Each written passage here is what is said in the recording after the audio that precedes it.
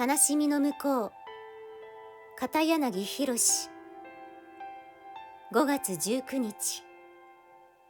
道は見つかる。人間はどんな風にしても生きてゆけるもの。